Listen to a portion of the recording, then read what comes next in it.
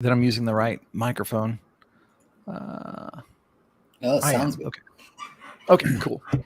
How's it going, everybody? This is Aaron the Pedantic. I am joined with my good friend Zherbus, the Spinach Man. Zherbus, what's been going on, man? So I've been playing this game for over 3 decades, and I've always been doing my own prep and running my own campaigns. And recently I started writing my own module, and I realized what a good exercise that is to do when you write for somebody else to read it. It makes you realize a lot of things that you never thought of when you just kind of go with your own notes and just sort of making stuff that just references stuff that's already in your own head. So it's been a fun experience, but definitely an enlightening one. Yeah, definitely. It's crazy how just some very very mild things as far as your notes go can be extrapolated into just pages and pages and pages and pages of stuff for somebody else to use. Like that's what happened with the biggest one that I wrote, which, you know, it's like if I were just making a reference for myself, I probably could have done it in like 4 pages, but you know, to make it accessible for anybody else, it took like 66. Oh yeah, this has taken me weeks, and to do something like this for my normal group would have taken me 4 hours maybe. Well, so have you run it for them yet? I have a playtest session coming up in 2 weeks, and I've done one playtest session so far. Nice. How'd it go? I made it harder than I intended to, so it was but it's good. There was a lot of as I was running through it, there was a lot of scribbling down on the printout that I had of like, oh, clarify this, clarify that. So it was definitely good to run it. Yeah. So I see Gus B and Sid and Brini in the chat. How's it going, fellas? If y'all would like to join, you know, you're more than welcome. This is like I was telling Zherbus just a second ago, this is going to be fairly aimless. We're just kind of going to riff with what the chat wants to talk about, and you know, I've got some ideas, I guess. I'm going to try and save the big spicy ones for whenever we have a few more people, though, you know, because spinach just doesn't get that spicy, and neither do I. So, you know, we need some assistance, particularly Prince of Nothing. We summon thee. Show your Danish self. Yeah. So, okay. Well. Oh, we got Ash of Creativity. All right, here we go. Hey, there's some spice right there. We summon one spice, we get the other. How's everybody doing today? Oh, that's too high. Doing well. How about you? I just woke up. Oh shit. I've yet to come across anything to complain about today, but I am thirsty, so that's complaint number one. I'm sure we'll come up with something for you to complain about. Absolutely. It'll probably be something defamatory towards first edition or fourth. Either of the two are completely unacceptable, of course, so what much to talk about? So, you know, one of the things that I wanted to talk about, I kind of decided it was something that was better for me to just cover like as a individual thing, because I was going to get probably too much on a personal soapbox. But, you know, like y'all could perhaps, you know, put in your opinions on a lighter perspective. And that is the whole thing about, you know, like, why do you play D&D? Why do you spend the time doing what you do for it? You know, there are obvious answers, of course, but, you know, I'm wondering if there's something in particular. You know, kind of what I was talking about for me was, you know, it definitely gave me a creative outlet. It helped me deal with some really, really hard times, that kind of thing. So I'm curious where y'all land, and I need to turn that down. Okay, go ahead. So I started playing over 3 decades ago, and 12 years old in 1989, and I was always a smart kid, but I always did terrible in school, which made me feel really stupid. And when I discovered playing D&D, my mathematics and reading comprehension and vocabulary, all that stuff just shot through the roof because I was just absorbing. So everything from my leisure activities to the points where maybe I speak in a more eloquent, my professional public speaking, my professional career, all were rooted in me getting a jump start by the motivations that RPGs gave me. Everything from, like I mentioned before, mathematics, reading comprehension, vocabulary, breaking my computer over and over again to try to get D&D games to work on the computer, which led to my professional career as a developer. So everything kind of started at 12 years old with the game, and I've genuinely had a love for the kind of D&D that I grew up playing that hasn't really dissipated at all. I've always found more and more interesting things, and I remember, especially back in the 90s, there was definitely this too cool for D&D sentiment going on. Whether you had the systems that were coming out with hit locations and all this super specific realism that had been injected into RPGs, to the, well, why play boring old D&D where you fight goblins and dragons? Why don't you play Rifts where you can fight tentacle robots and this and that? And I've always said there's so much you can do with just a D&D world, right? And we've had this conversation in a Discord about, I like living in the cave of D&D, right? I don't need to go play a time traveling space thing. I don't mind doing it. It sounds fun, but I just genuinely like D&D. Philosophical references in the afternoon on a Sunday. I like it. It sounded like for a second you're about to call hit location stupid, and you stopped yourself. Oh, they are stupid. They are stupid. RPGs aren't a combat simulator to that degree, right? They can be tactical, sure, right? But they always have layers of abstraction, and the more you peel back the layers of abstraction, the less it becomes a game. No matter what kind of RPG you play for, whether you play a tactical one, whether you play Magic, whether you play, any sort of game is going to have some sort of abstraction. Otherwise, it's not a game; it's a simulation. And if it's simulation, that's just not good gaming, in my opinion. I see, James. I see you putting your gloves on. No, I largely agree with that. Oh, okay. Okay. I'm surprised. All right. Well, my squinting was at somebody saying Hornmaster begs to differ, and of course, as we all know, Hornmaster is not actually a game. So that's what the gloves were compared. No. It's when it came to, and I make use of things like not necessarily hit locations, more like specific effects for. I'll make use of specific effects for different types of wounds that have some thematic and mechanical weight to them. Stuff like this person slashed my wrist and I'm losing blood and I'm less likely to win the duel. Stuff like that. Conditions. But I tend to randomize those.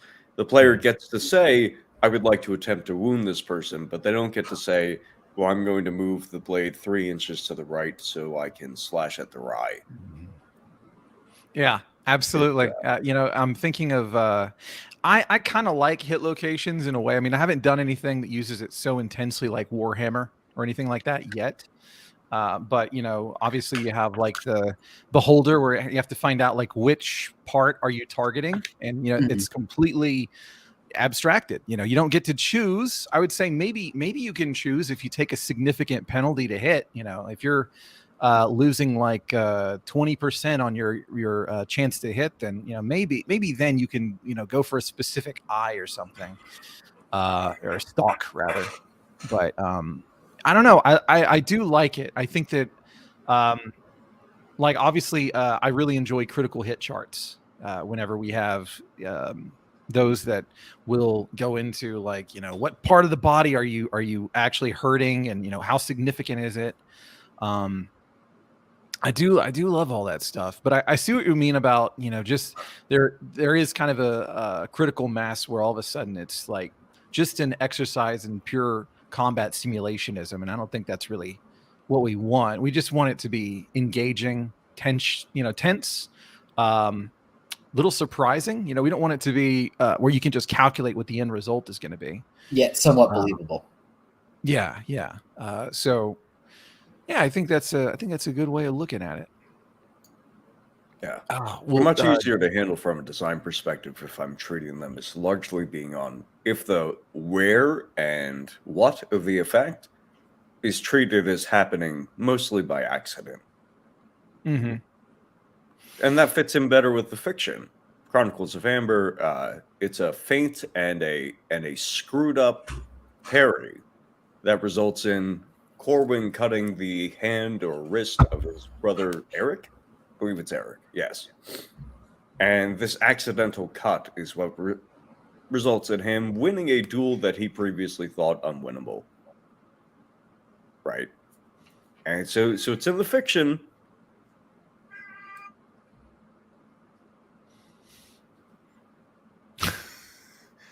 That was all.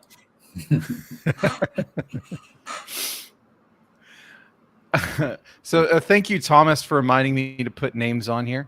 Yeah, I am Guy in middle. Yeah.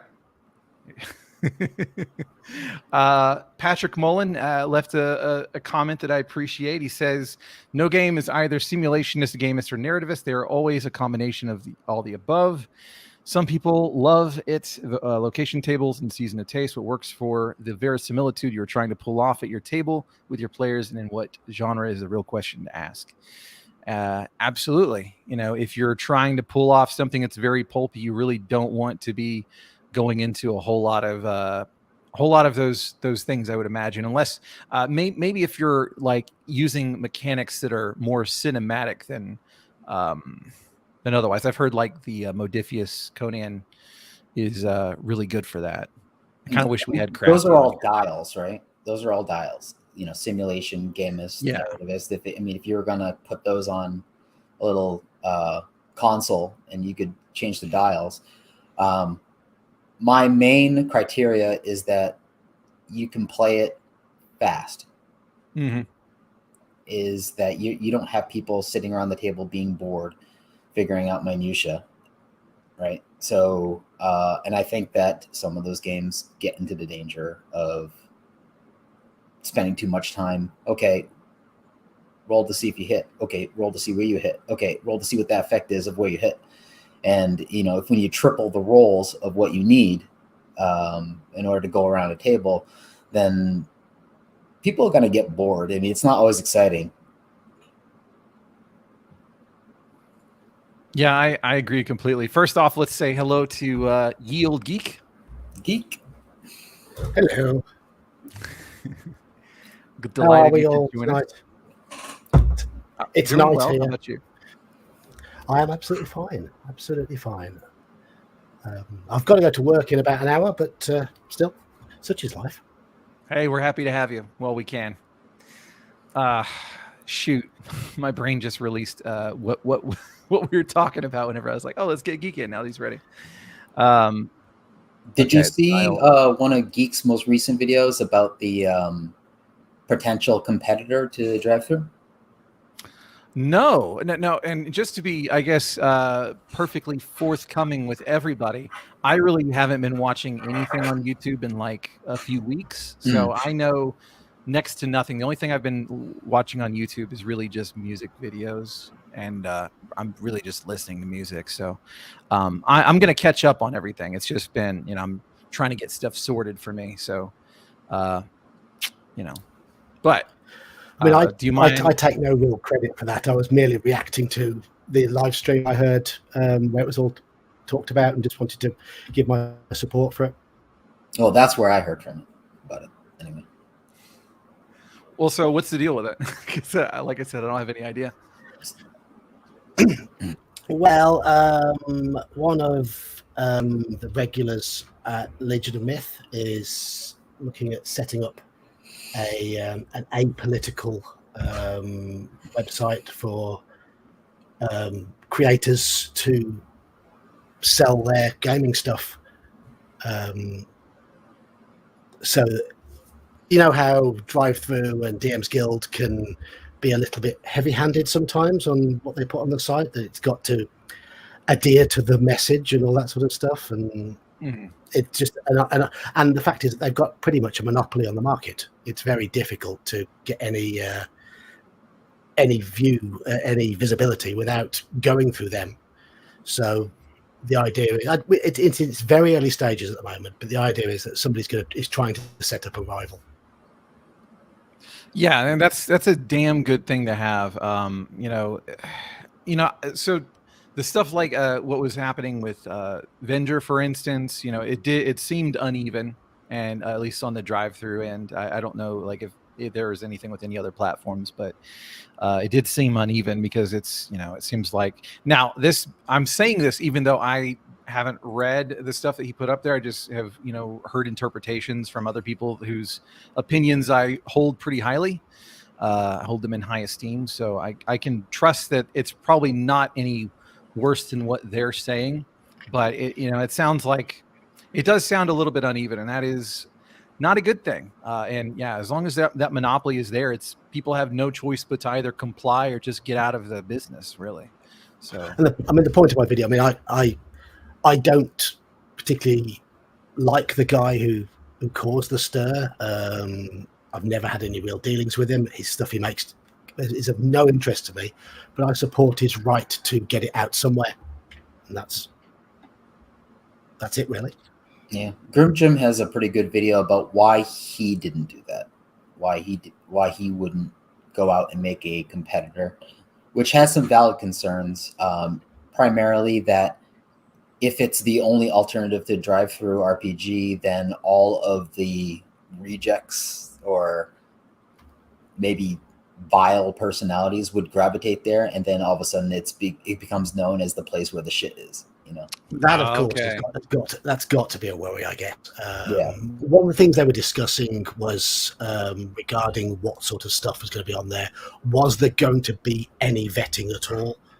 And they were talking about having trusted creators who could be relied on to put something suitable out, but anyone who was completely new would get their stuff just checked to make sure they weren't trolling or intentionally making life really difficult. Those sort of things. The discussion went on for about two hours on the stream. That they weren't just putting pirate content out. Yeah, true. Yeah, really. So my biggest thing is I just want whatever guidelines there are to be applied equally. And ultimately, if the guidelines are something unagreeable because they are in some kind of heavy bias or something like that, then I want to have another place to go. Yeah, of course. It fucking sucks that it's the situation that it is, but it's really hard. I would imagine it's very difficult to actually be a competitor to One Bookshelf, considering everything.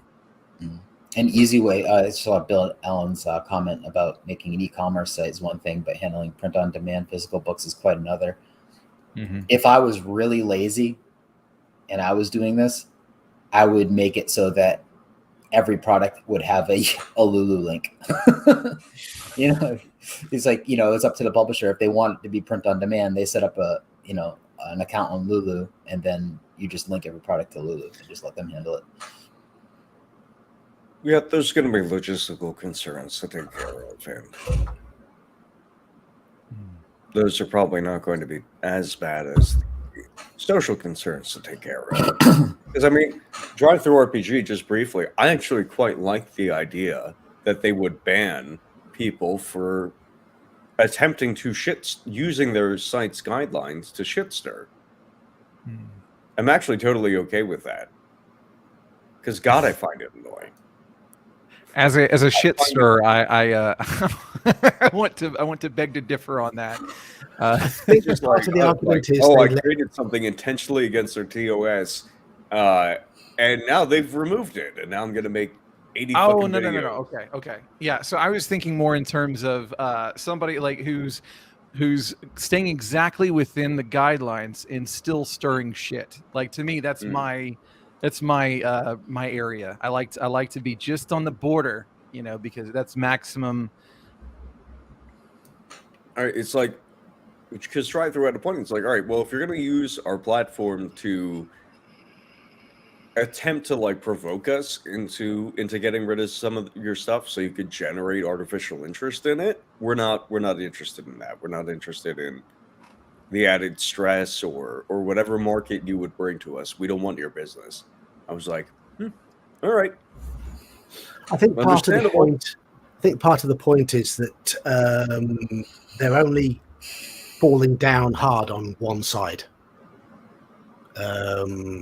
If there's already edgy stuff on there. They let edgy stuff get away, but only if it's at one end of the political spectrum, but not at the other end. I think that's part of the issue. I don't know. I don't know how many clown abortions I'm going to find on one end of the political spectrum. Well, yes. I mean, as I said, the particular product that caused it, I have no interest in it whatsoever. It's just, and I don't think it was well done. I think it was crude. Certainly, it seemed very crude. But when you've got obviously political stuff on the other end of the spectrum being given the green light, I don't think it's an issue of political stuff. I think it's an issue of specific TOS violations that you can engage in. I don't know that that's exactly the case, because I mean, again, this was going off of the opinion of a trusted friend, but you know, he was relating another product that he had read that was literally the same issue, just from the other end, and that it hadn't really had any pushback. If I could hazard a guess, I would say that more than likely they were just sick of being harassed by people that wanted everything that he puts up down, pretty much, you know, because that's the thing. There's you know, a lot of unifying energy in trying to remove some people that are not Right. liked. Well, things are going to have more scrutiny on them. The more eyes are on them. Mm-hmm. Yeah, and I guess my you know, to anybody who would do that, who would listen, stop. You know, just let shit be there. Let people get things. You know, it's just fucking text. Just grow up. I swear to God. I've got quite a lot of Call of Cthulhu adventures that are particularly revolting. They are, and they're published material, and I see some people say, "Oh, you can't have this topic in an adventure. You're sick if you have an adventure about that." I've got Call of Cthulhu with them all at the same time, but that's part of the game. That's, if you sign up for a game that is of that genre, that should be allowed. Yeah. So Bill posits some comments, and you know what? I did say that this would be fuck. This is probably where my channel dies, but Blame Zherbus, he brought up my video. I will say, so I'm gonna stop from like us making any like declarative political statements about what should or shouldn't be necessarily, at least as much as possible. But you know, so Bill's pointing out that the partisan stuff does seem to be a thing, and you know, that it seems that some material that could potentially offend is permissible if it's from the right angle, and some material that could be, you know, offensive to the other end from the wrong angle gets reported or banned. Yeah, I mean, me just fuck. I'd be happy if they just ignore the complaints about things like that, and just I'm okay with things like disclaimers, because I think disclaimers are fine. You know, I think that the wording is important. You know, trying to like condemn something, I'm not really thinking that's the best way to go about it. But to say these are some of the things that, you know, might be in here, you know, and you might not like that. I think that that's proper consumer information, you know, and I think that that's appropriate. I don't think that taking this stuff down. But then again, I'm pretty of the opinion that it's text. If it's not illegal, then it's probably fine. That's me. I don't know. Y'all can comment. I think my only exception is when people are coming in and saying, "Oh, look at this edgy new material that I've put up. It's a shame if something happened to it. Shame if it got banned. Oh God, it got banned." I think there might be a bit of that. I mean, using that as a means of getting artificial clicks on it. That is unique to, I'm not even going to say one political side. There is a niche subculture of talentless people who use that method to generate clicks on their stuff, and sometimes it's very effective. I believe there's a new comic universe coming out, built basically off the back of that marketing strategy, and sometimes it's not effective. It is universally, however, annoying. It's completely annoying. It dominates the Twitter feed and all social media for days at a time, such that nothing else of interest can be discussed or viewed or enjoyed, even. Because now people are saying like, "Oh, I made this specifically edgy thing and tried to get it banned so I could get more eyes on it, to tell everybody how OneDrive is mistreating me." Some kind of preventative measure is good in that case, because God, I'd hate to be on the receiving end of that. I mean, that's certainly there, but I think a lot of that is in reaction to the constant drip, drip, drip, grab, grab, grab coming from the other angle, where we have the beliefs of one side being thrust into the mainstream slowly, grabbing a bit more. And so I think a bit of backlash from one side is inevitable. It's annoying. It's annoying from both sides. I certainly yearn for the simplicity of my D&D games in the 80s, where there was none of that in any of the rule books or any of the adventures.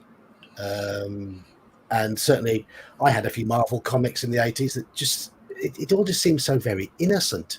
And that innocence just feels like it's gone. TSR had, we were talking about it on Discord about a week ago. There's the old TSR writing guidelines where you can see a few different iterations of it, where there are certain things couldn't be included. The good guys always had to win. You can't portray law enforcement in a negative light unless you make it very clear that they're a corrupt official. There was this whole document that they had. So while it didn't give us a whole lot of spicy stuff back in the day, it also prevented us from a lot of cringe, is what the takeaway is from that. But that you can just Google it and you can look it up, and the scans of the documents are right there, and it's not too long. I'm really curious about that. Yeah, I am as well. Because, listen, people have to engage in boundaries somewhere. And those boundaries can, to be clear, just be no illegal stuff.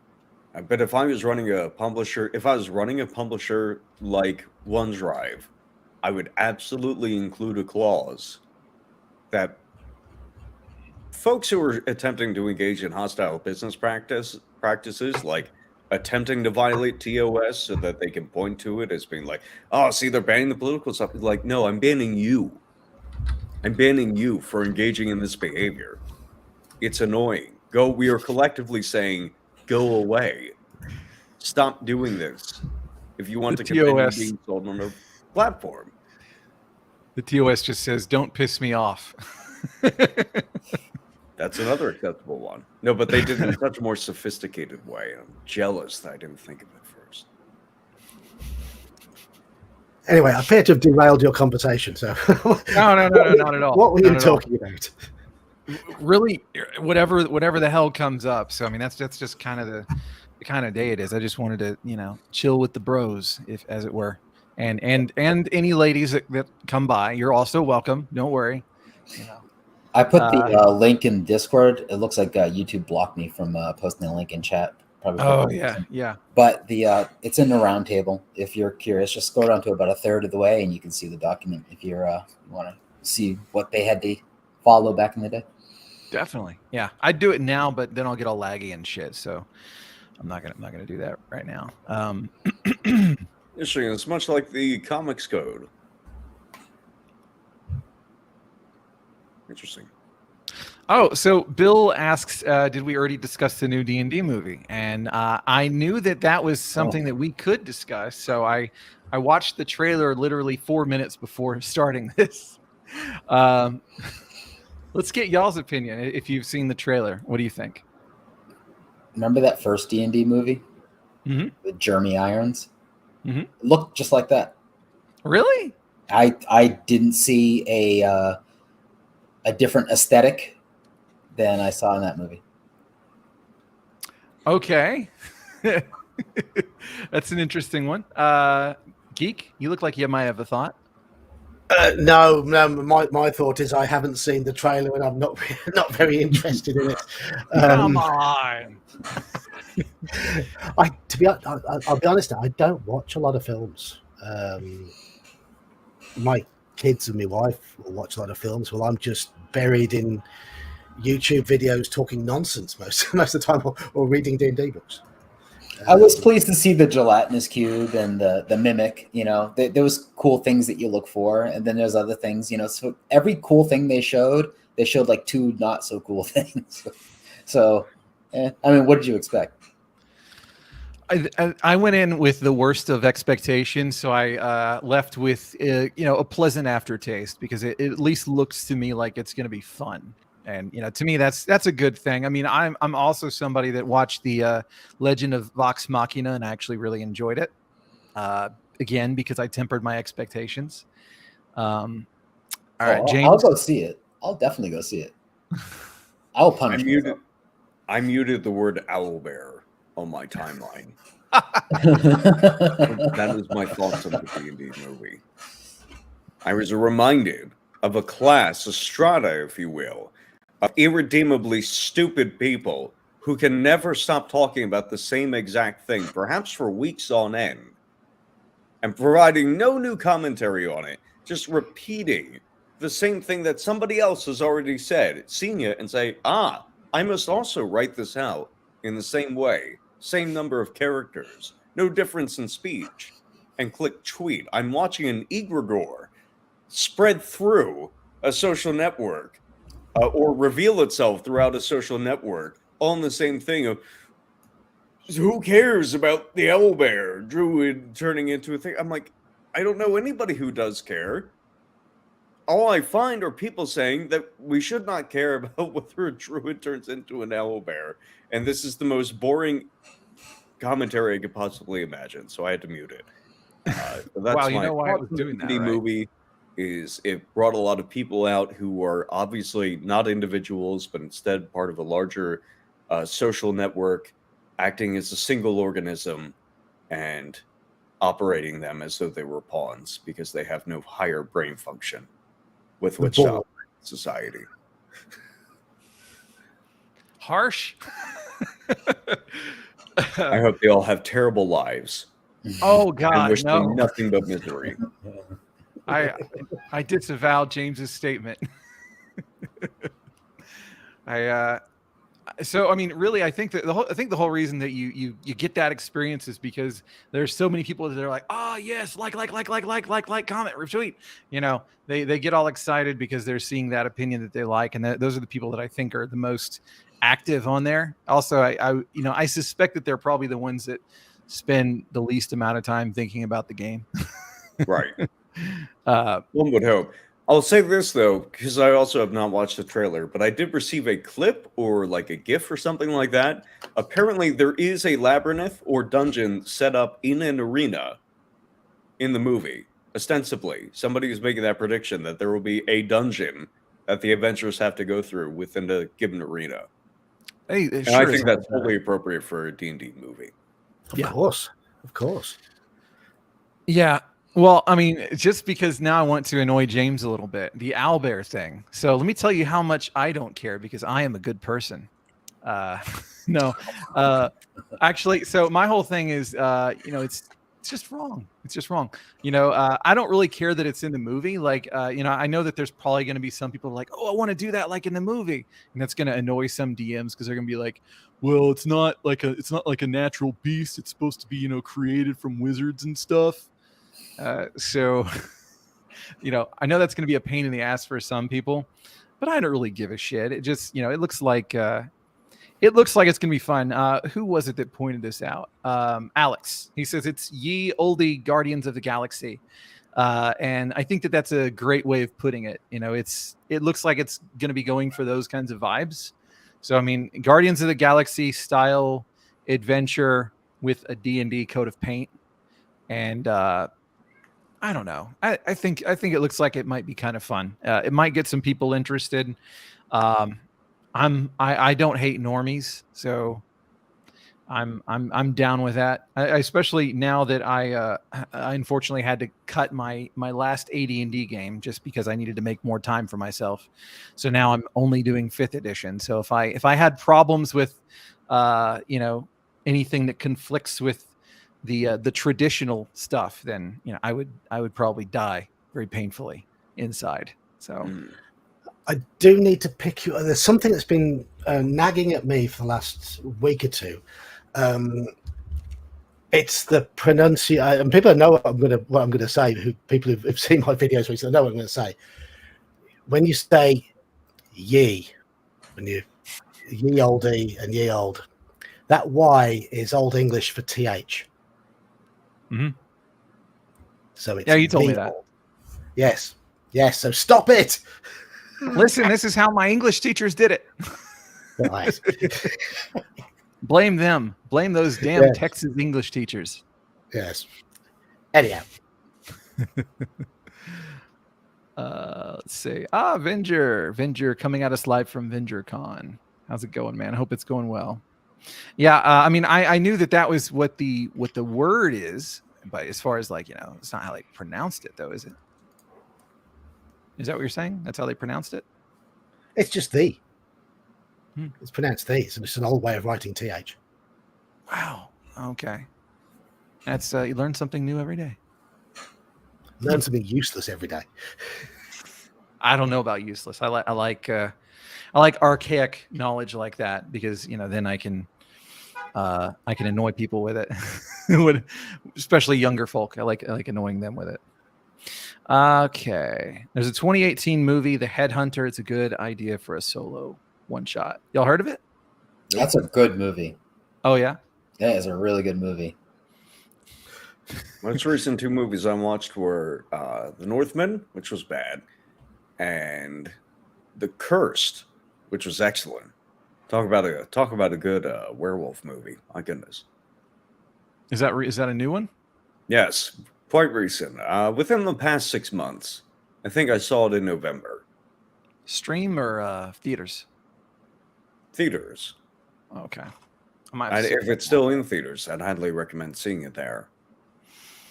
No, our theaters over here are still completely shit right now. If it's not a Marvel film, then they don't give a fuck about it. So it is a wasteland over there. No, there's a theater about 2 minutes down the road in Plano that we went to see The Cursed in, and The Northman, and it's pretty good on keeping everything stocked. But I'm just outside of Dallas, so. Yeah. So you've got some selection there. I'm over farther to the east, so it's we don't. You have to go quite a ways in order to get anything like that. So Hidden Spaces says I just want a dark and gritty D&D dungeon crawl movie. What was that one we watched? Solomon Kane. I feel like was a really good one. Even though it's not D&D, it's like it had the right vibes. 13th Warrior. But as far as new stuff, I got no fucking clue. Just what everybody wants is a mudcore movie. In addition to wasting 4 hours every day when you say once a week when you say you're playing D&D, and are in fact playing through the DM's sick inclination to have a non-game and brag online, simple fodder that he's using his friends for so he can brag online about how many PCs he's killed. We should also waste tens of millions of dollars, the D&D brand, and 2 hours of my time on a Mudcore movie. How exciting. Okay, so it's not necessarily Mudcore. Just think about it this way. Solomon Kane I know what he means. No. You gotta read between the lines with these people. Yeah, I mean, at least you can say that this movie that's coming out, it looks like they're not skimping on the magic and fantasy. So that's at least a pretty accurate representation, I would say. The over the top choreography, that was one thing that, I mean, I feel like I guess they kind of have to do it because, you know, if it was, no, they don't. I'm not going to cut them slack on that. I wish that the fights looked more dangerous, but as it stands, it looks like the Avengers with, you know, armor, medieval style. So that is kind of unfortunate, but you know, they're going for that aesthetic, and who can blame them? It clearly works. You know, people will buy and they will eat the shit out of that kind of movie. So Cal says it's easy to do good visuals and special effects, but is there a good plot with good acting? Probably not on the plot. That's my hypothesis. It's probably going to be very generic. It looks very generic. As far as the good acting, you know, it looks okay. It looks okay. I mean, it looks like it's not going to be serious. Go ahead. Any names you might recognize in it? Probably. Shoot. Well, I mean, there's Chris Pine. A lot of people know him. The red-haired girl from It. She's Say what? The red-haired girl from It. She's the druid. Really? Yeah. Oh, I knew she looked familiar. Beth, right? Wasn't that the character in It? Maybe. It was Beth. Doesn't it have that one British actor dude? It's got Hugh Grant. Hugh Grant. Yep. What the fuck? Get that Notting Hill out of there. I don't have an issue with Hugh Grant. It just surprised me. I thought it was somebody that was a little bit more, I don't know, forceful. Hugh Grant made his entire career about being able to say the word fuck with a perfect English accent. Did he? That's basically, that's what everybody laughed at in his early films. All I know him from are sappy romance films. Oh, yeah, that's right. Michelle Rodriguez is also in it. Okay. Yeah, I know her. Yeah, none of them. Okay, yeah, none of them really strike me as like actors and actresses that I'm, you know, like, oh, they're really, really, really good. But honestly, they could be absolutely fantastic, and I'm sure that like the performances would still be not that great because again, it looks like it's trying to be generic, hyped up action film. You know, fun, happy, fun time. And for me, if it doesn't have some kind of serious tension and shit like that, then I'm probably not going to like take it too seriously, but it might still be entertaining. It remains to be seen if the soundtrack of the movie is going to be all classic rock, because then you really, yeah, I think they're going to do it, which is too bad. Bounded accuracy. I like this comment here. He says this movie needs to be modern D&D, no choice. And one thing's definitely going to happen in it is they're going to get beaten up by a monster. They're all going to go to sleep and wake up the next morning, and they're going to be absolutely fine. Like that couldn't happen in old D&D. Come on, it could. Well, it didn't happen very often. No, we didn't use the The characters keep dying, but the same actors keep playing the new characters that replace them. Oh my god! Yeah, that would be the best. That idea's been thrown around on your Discord a few times. Oh man, we need more like the gamers type things that, you know, will play with those fourth wall issues. SB says they nailed the 5e aesthetics, and I agree 100%. I was thinking, whenever I was watching it, I was thinking 4e, but maybe that's just because I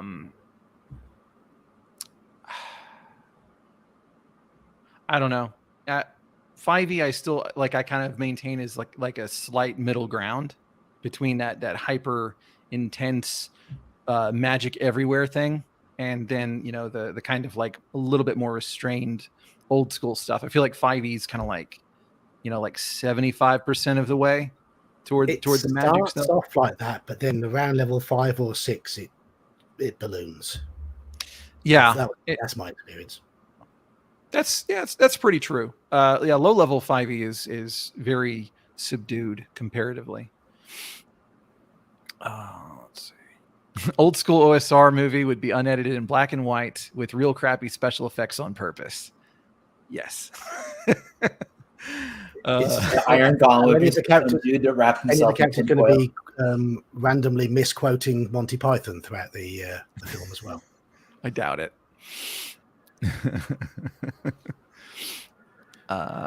It looks like they're trying to capture your D&D adventure tropes, but without the player interference, if that makes any sense. But I'd appreciate that they're not doing like a we're noble heroes or anything like that. Instead, it was kind of like, we're thieves. At least that has like a heist movie. Mm-hmm. Which, I mean, a lot of D&D is kind of a heist in a lot of cases. It's just that you're stealing from absolute terrible monstrosities. Zyman Lech Z. I don't know how to pronounce your name, and I'm terribly sorry. Say, what was that? Zito. That's what I said. My right. Polish is rusty though. He says, or she. I don't know. Probably he. Paradoxically, I think the perfect OSR movie would also be kind of tongue-in-cheek heist movie, just way more bloody. I think that's pretty on point. Yeah, it'd start out with some guy losing his eye to a rat. God. Bill Allen asks, to what extent do movies impact how a group of gamers of a certain generation play their games? Well, so we'll have to stick to movies on there. I have lots to say on books, but what do y'all think about movie-wise? They don't compare to video games today. Say what? They don't compare to video games today. That's the primary activity that I'm going to compare all of my ttrpg experiences to, which are video games. I think a lot of new people coming to the hobby, though, will have had exposure to the current Marvel Universe type films that are, as we mentioned before, all over the place. So they're going to be coming in with that attitude. I know when I first started in the 80s, there were a couple of guys in my group who were absolutely obsessed with the Conan films. And they just wanted to be barbarians running around with big swords and loincloths. But as to how they actually played the game, I don't think it actually affected the style of play back then, just the aesthetic of the characters that they wanted to play. I think James is on to something. I mean, I agree with you in the aesthetic for sure, and just kind of like the world assumptions and all those kinds of things. I think that's definitely influenced by film, book, whatever. But the whole thing about video games, I think, is really important, because that's one thing that I did notice is I've been playing in some 5e games lately, where I was playing in like as a player in one up until just recently, whenever I cut all my games except for the one. And there was a conversation we had about this big boss fight that happened, where one of the players literally said, I could totally sense the MMO mechanics at play here, and so I knew exactly what to do. And this was somebody who's played a lot of Final Fantasy 14, which I like. I think Final Fantasy 14 is pretty awesome. But that's something. So what? So that's definitely true. That if you think about the 70s, the 80s, and the 90s, we didn't have MMOs. We didn't have a lot of computer RPGs. We had a few. So it's far more common today that people have already run into the term RPG by playing through a game. Right. Computer game, right? Whether it's an MMO, whether it's Skyrim, whether it's any of those things, they've already had an approach of this is what we have stats. You have something equivalent to an armor score, hit points, and usually there's a build involved. And that's the lube on the way into the asshole of of RPGs. You're playing to win. Yeah. Is the other feature. Like the features that I'm provided with in video games are intended to make the game fun. And so I expect features, RPGs at the very least, I expect there to be more incentives and new ways to have fun when I'm coming into the hobby. Movies have no such impact on me, and have no such impact on anybody under the age of 30.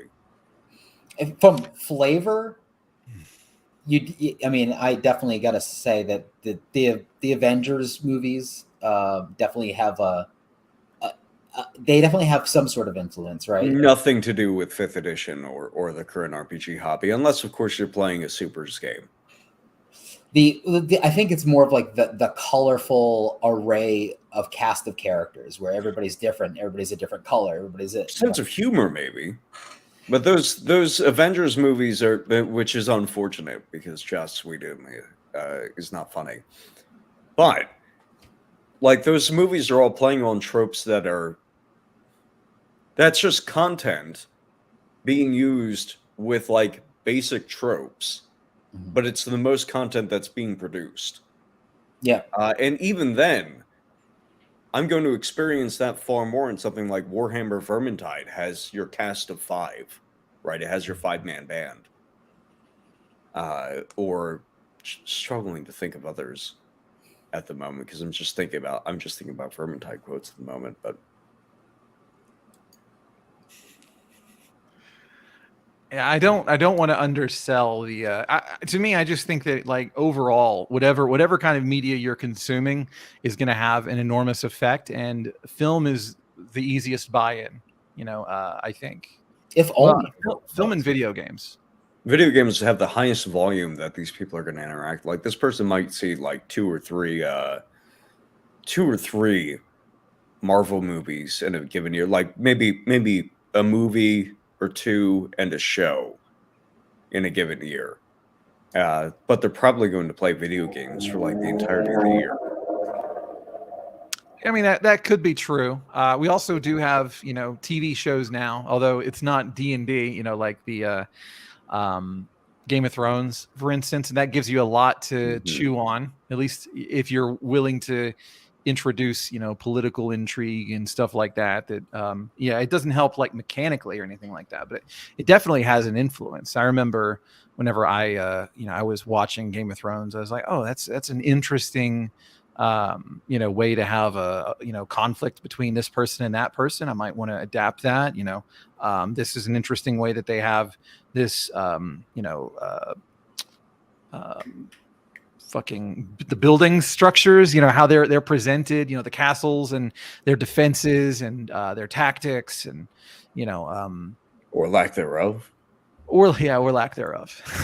I mean, and it still definitely influences from, like, if you look at what kind of party or group of players frequents World of Warcraft or League of Legends, where you have like this whole pantheon in like those MOBAs, right? So you have a lot of very colorful, very unique characters, and then at the same time, while you have a little bit of that influence coming in from the movies, that I don't think it's as major as the video games, but I think that once people get wind that there's a hobby to look into, I think that that's when you get into the Critical Role trap. And then I think a lot of people, they see professional voice actors, like 9 of them sitting up there hamming it up for 4 hours, and they think that that's what D&D is. And I think that has a pretty big funnel in of itself. I will say from my experience, I haven't felt the sting that a lot of people seem to have felt with that. You know, like in my current Thursday night group, 3 out of 6 players, maybe 7 at this point, really like Critical Role. Like some really, really love it. Like have memorabilia. Actually, actually all 3 of them. They'll have, you know, like memorabilia they've like watched or listened to. A lot of them. Some of them they'd catch live. As far as the expectations on the group, if they've been playing any decent length of time, you know, those expectations are completely dispelled. Like there's one person who's been playing for over 10 years now, and it's just like, well, this is Critical Role, and this is something I kind of like from Critical Role, and maybe I'd like to see like certain things pop up perhaps. But at the same time, whenever that person describes the other games that she's in, it's like, yeah, that's not what's going on over there. So it's unfortunate. There's a lot of good stuff to take from Critical Role, like the presence of magic items or the presence of Vancian elements in your game.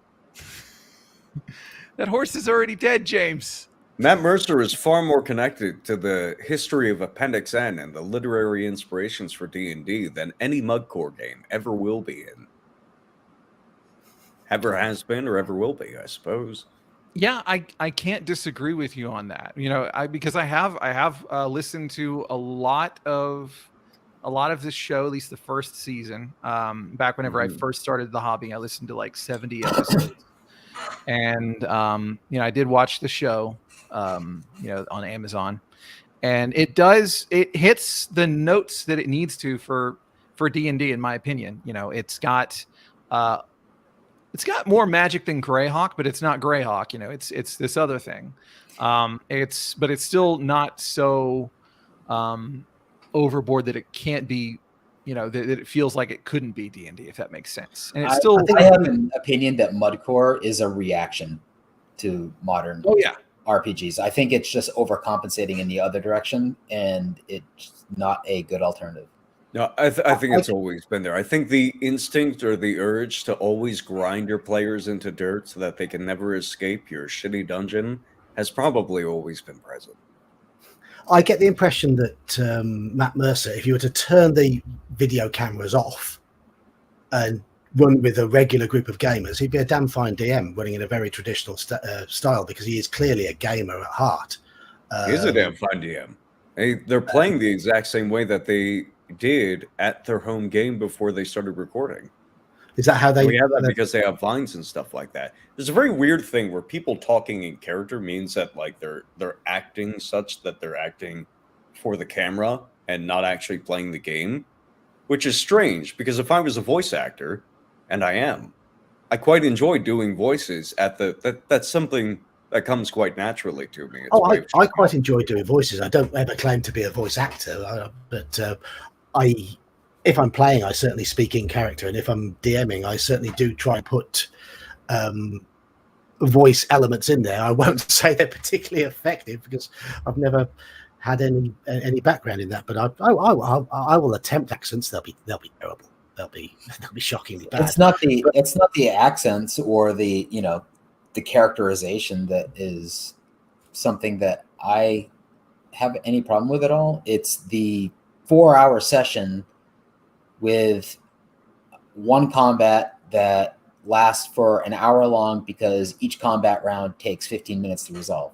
And then the rest of it is literally 2 hours talking with a merchant over baked goods. That's kind of the sort of thing I meant by sort of performing for the camera.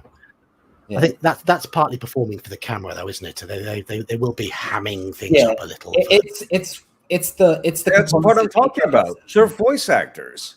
People do that at their normal home games. The idea that they're good at actually portraying their characters means that they're hamming it up for the camera. Like, no, they did that at their home game when there were no cameras around. Oh yeah, they're a bunch of voice actors, and that's their area of competence. And they're good at it. I just don't think that it's a great thing for normal people, people that can't act. Well, obviously, that's aspiring the part that towards. people focus on. They don't focus on the magic items, airships, and dragons, and weird, weird scientist vampires, and Vecna. Right? They don't focus on those elements of the game. They focus on they're doing the voice. Why isn't my Well, DM doing the voice? Why aren't my players doing the voice?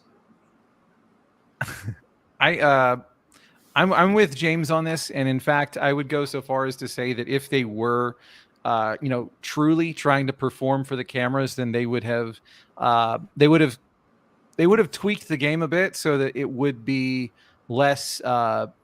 Now, when I say tweak the game, I mean they would opt to do anything that they can to make combat just like that, because that's the moment that almost everybody checks out, unless it's a very dramatic fight, for one reason or another. If you talk to anybody who watches the show, they're like, yeah, that's the point where I'm just kind of barely listening unless like there's something really interesting that comes up. Yeah, like it's really significant combat. Yeah, and that's the thing is, yeah, it takes an hour to do their combats because it's 5e and they're usually playing at a decent level, So, and they're That's not true. really That's true. employing the same, like fast forward buttons that I probably would, like They are objectively, obviously not reading from a script. Characters Yeah. are dying on the regular. Characters are dying more frequently than in most 5e games in Critical Role. Yeah. So Gus, I don't have any evidence of that. The only thing that I've ever seen that pointed in any kind of direction of any script is just, I mean, Matt Mercer having some kind of notes. Maybe there's a suspicion. Okay, so I have a suspicion, and this is something, and I am suspicious of this because I've seen players that aren't Critical Role players do this, where they'll talk behind the scenes like, hey, I play this character, you play this character. Wouldn't it be interesting if we had our characters have a romance or something? And how would we spark that? So not everything that happens between the player characters is purely organic, I would say. I think some of it is planned because they want to do, interesting dramatic moments or whatever. So, I mean, you could call that a script in a way. It's not something, I mean, the person had the thought beforehand, right? Yeah. And we wouldn't call that a script. They shared it with another person. We might call that a script. Writing it down is actually the point at which it becomes a script, right? Yeah, I'm saying these are the beats that we're going to hit, but it seems like that's not really the case. It's, from everything I've seen, it seems like, Matt will have his, he's got his world building stuff and he's got some notes, and that's pretty much it. Like, here's where I think it's going to go. So I don't have any issue with Critical Role. Yeah, some of the fans can be really annoying, especially the ones that actually don't play the game, because then you're sitting there trying to have a conversation with them about the game, and then they just don't know how to keep up without just referencing stuff that happened in the show. But if that's what they like, that's what they like. I don't have an issue with it. It may be because like I said, I deal with a lot of people that are Critical Role fans, so I don't have any big hatred for it, even though I made a fucking video where I was complaining about them like about a year ago. But the winds will change. What can I say? Mm-hmm. The moment the little dude sacrificed his character was not on script. So Bounded actually says Critical Role is a radio drama for many, and that is absolutely true. That is how a lot of people consume that media. And I'm just glad that it exists, because if it didn't exist, then my first DM wouldn't have wanted to run a game, and I don't know when I would have started otherwise. So yeah, I think that's how my first DM got into it too, and that's what got me that's what got me into tabletop RPG design. Mm-hmm. I was getting thrown into 5th edition, continually running into roadblocks with the game, and wondering, why isn't this as fun as video games? This should be more fun than video games, but I can do less, and I'm presented with less options of interest, and all the mechanics work poorly in comparison. Why is this? And that's what got me into design. See, I To have. get back to our original topic of, how'd you get in the game? Well, let's let the old geek do his point, and then we'll Yeah, do well, that. I would say Critical Role has had absolutely zero impact on any of my games and any of my players. So I'm quite happy for it to stay that way. It's not the sort of thing that appeals to me. I know a couple of them have watched it from time to time. I think one of them might watch it quite regularly, but I've not seen any change in the way he plays from having watched it. He played before he watched it. If people enjoy it, they enjoy it. Absolutely. Yeah, one of the guys that I play with that really likes it. He does not play like if you and he started watching it whenever I announced that I was going to start running a game for him. He's like, okay, well I'm gonna go check this show out because actually I think I might have recommended it to him because I was like, this is kind of what play might look like, and so he watched a lot of it. And every time that I play with him, he's not a guy who hams it up or anything like that. He is a problem solver player. He's like, what's the situation? What kind of information can I get out of here? And, how can I persuade this person? No voices or anything like that typically. And, again, like he's like one of my best players ever. So, I mean, I don't think it's the poison that some make it out to be. It's just a goddamn show. So, I'm glad it exists. I mean, I'm glad that 5th edition is so popular. All roads that go to that are fine by me because without so many people being interested in the hobby through that gateway of 5th edition, we would have a lot less people that we would be interacting with right now. I don't disagree with that. I mean, before 5th edition came along, the most popular version of D&D ever had been the basic red box in the early 80s, and that's what brought me into the hobby.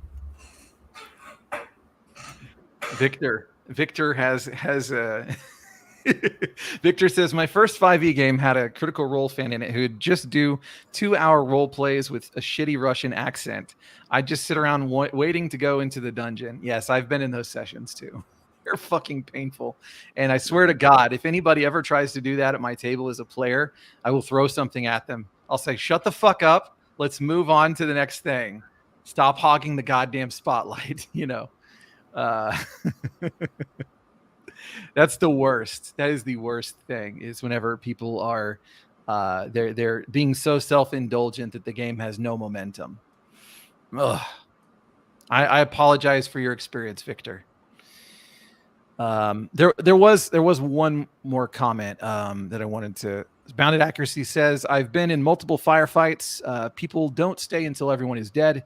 They run, retreat, hide, etc. This stand and attack until you die is dumb. So I appreciate your experience. I've definitely never been in any firefights. But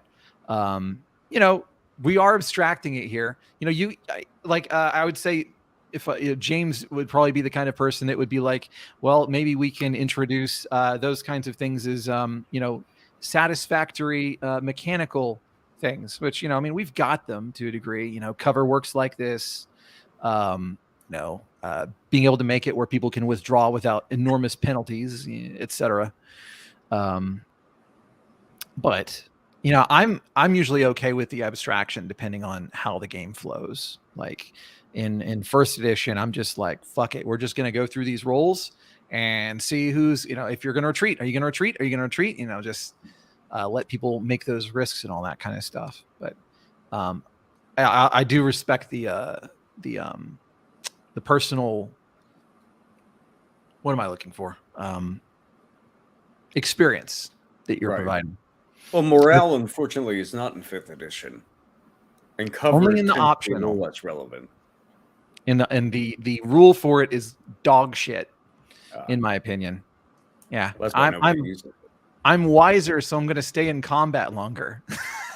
I don't know if y'all have seen that, but it's a DC 10 Wisdom saving throw. Whenever you need to see if they're going to stay in combat. Yeah, well, I guess that tracks because wisdom does like heavy lifting for willpower and stuff like that. Yeah. I mean, to me, like Yeah, it does. It does. It's the thing that you use to prevent fright effects in a lot of situations. And so like I can see where their line of thinking was, but just from a practical standpoint, yeah, I'm an incredibly wise creature, and because of that, I'm just going to sit here and get beaten to death. It doesn't really fly with me. That's whenever I'd be like, yeah, I much prefer something, the percentile or the 2d6 or, something. I think Something that's basic Probably not D&D directly related to a stat. I think basic D&D had probably the best morale rules. Very, very simple 2d6. Some small modifiers. Off you go. I have to agree. I do like the gradient that is presented in first edition with depending on how much you fail, here's how you might react. Maybe you just withdraw with fighting withdrawal. Maybe it's a full retreat. Maybe it's just a surrender and you just drop your weapons. I really do like that.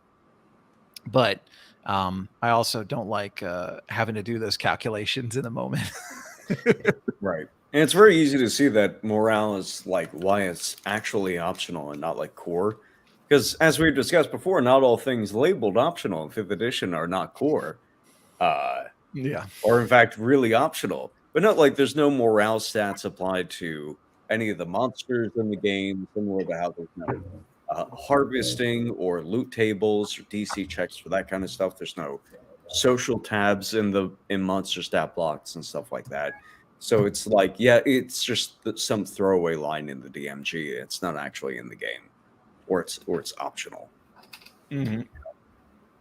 Yeah, Victor makes another great note. He says 5e cover is very easily negated with various feats and abilities. That is why I hate sharpshooter with every fucking fiber of my being. If you're not under complete total cover, then they're just as likely to hit you. It's fucking ridiculous. I hate it. That's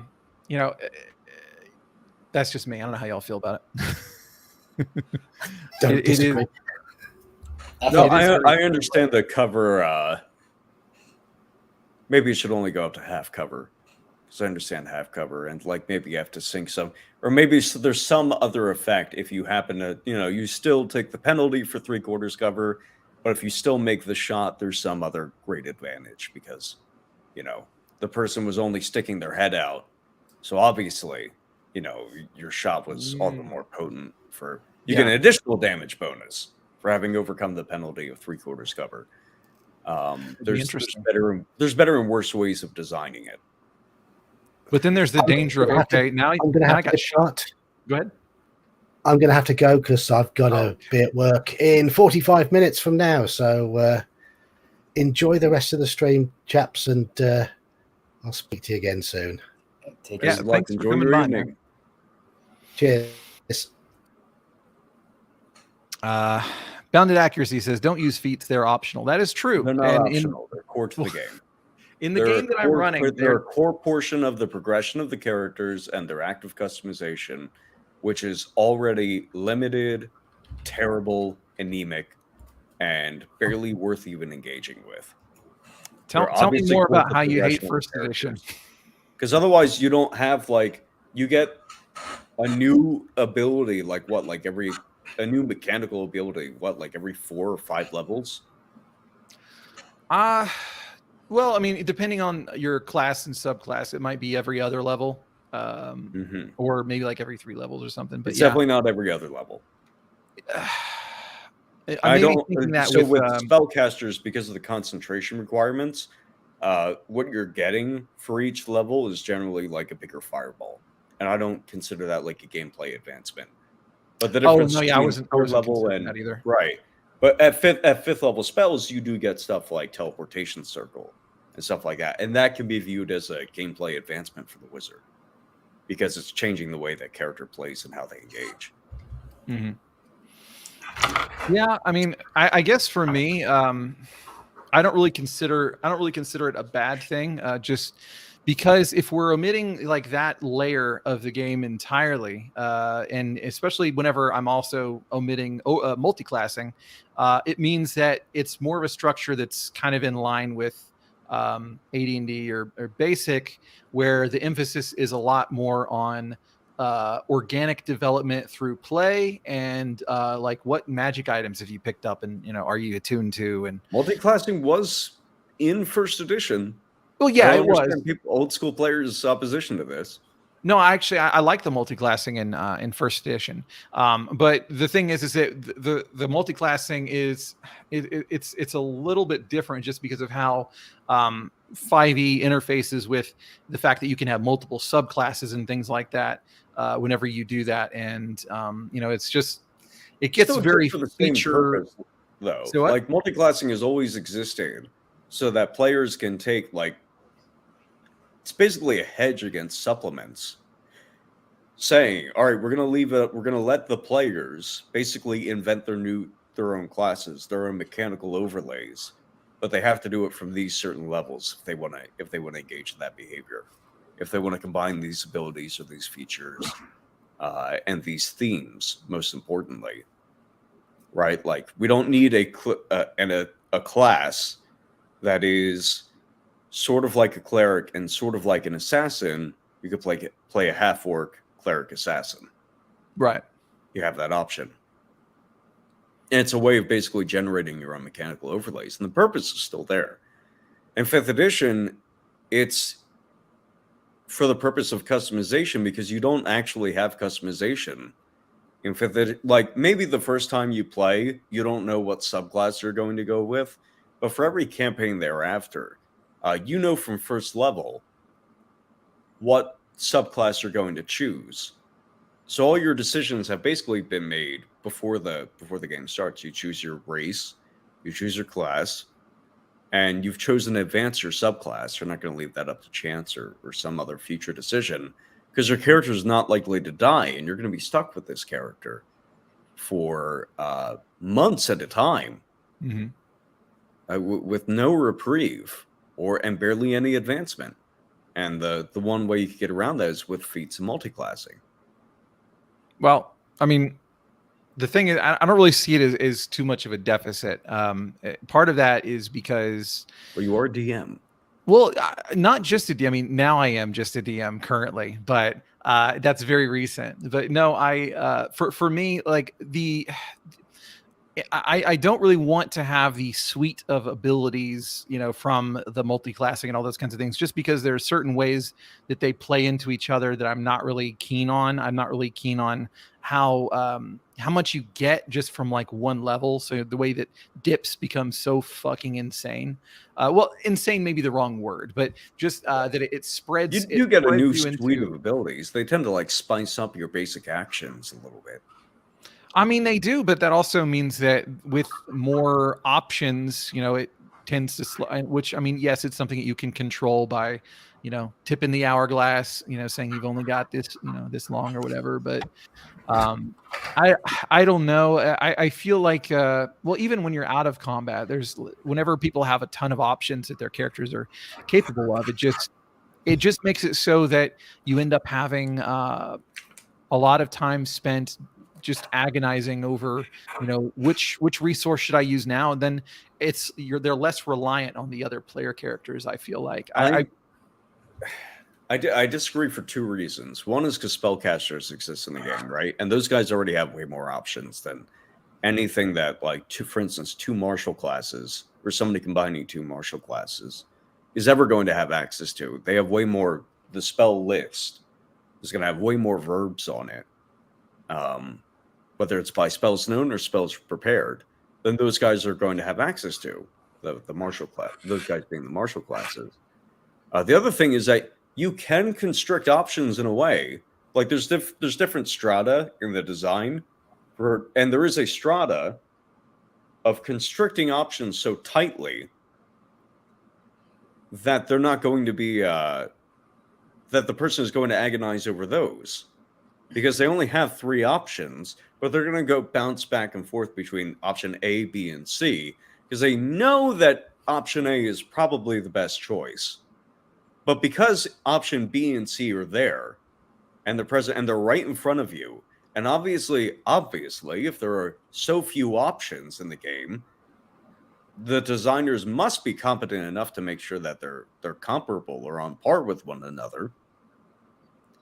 and they're going to sit over and agonize over them, and then they're going to go with option A anyways, which they knew from the very beginning, right? I think I should cast another concentration spell, or I could cast another concentration spell, but that's going to waste this other concentration spell, and maybe I could cast this spell, or maybe I could do this thing, and I should have just gone with Fireball. I'm just going to cast Fireball. Sorry for wasting time, guys.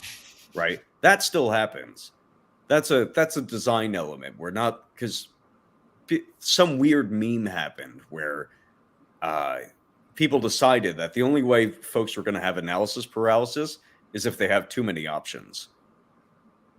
But you can have games with lots of options where it's so clear. It's like, well, I don't have to, because I have so many options available to me, I could just play a verb and I know basically what it's going to do. And there's too many for me to analyze to begin with. So I'm just not going to do it. Right? I'm just going to pick something that kind of looks well and that I can basically measure the immediate effect of. I'm just going to go with that. Yeah, if like the different effects are, layers. if they're intricate enough, then that means that you can also, you can get into those positions where, I have a million choices, but there's one that's so obvious that I would be a fucking moron not to do it. That's the great taking 20 Pathfinder 2E takedown, right? Yeah, The great. No, that was great. That was a great. What was it? Display of analysis paralysis basically not existing. Yeah, the players go with a routine, and then they deviate from the routine when they either feel like it or certain pressures are put on them. Yeah, in the combat. Ultimately, just the DM controlling pacing is the best cure for all that to begin with. I would say, you just have to be kind of an asshole about it, I guess, and it sucks. Like I tend to be perfectly fine saying you got 5 seconds, whenever it comes to combat. Whenever it comes to planning, I feel like I personally need to be a little bit more strict, because otherwise they're just going to sit there for fucking ever. And simultaneous initiative, I found, is also pretty handy for that sort of thing. The idea that everybody still goes through their time wasting segment, but they're all doing it at the same time. Mm-hmm. I guess the pacing control in that instance is making sure that they're not all deciding upon they're not all treating the combat round, like the declarations of what they're going to do in the combat round, as planning. Mm-hmm. Beyond some minor, like, all right, well, you go in there, I'll heal you and stuff like that. Because otherwise they'll probably do the same. They'll probably do the same thing. Players do have a just one of these things where it's like we have to keep the gas on it. Mm-hmm. Otherwise people lag behind. So I'm sure we've gotten a shit ton of questions so far. Yeah, we do, but I'm not done with the whole thing about the I basically what you were saying about how casters have all these options and everything. I mean, that's true, but we can't neglect that there are advantages to playing the marshals, especially if you're doing your fucking job and putting a lot of magic swords and stuff in there. Right. Which a lot of people don't do, and your fucking fighters and paladins, they're gonna suffer. And it's unfortunate. Same thing if you're not employing henchmen. If you're using 5e, you might really feel like henchmen are kind of more troubled in their worth, just because of how the resources stack up, how time is handled and all that. So, it's a balancing act. So far, the players seem to have no problems with the fact that there aren't any feats. What I've there's no multi-classing. The players big thing, will take anything. Players will slop up anything you put in front of them. They like it. No, they don't. Oh, come on. No. I mean, there's always the chance that they're just being nice, but I've run those obviously games. some people, not everybody multi-classes, right?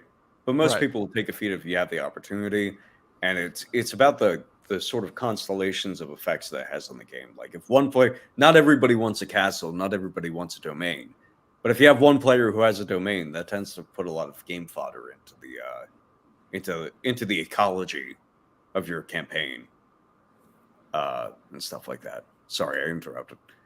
No, it's good.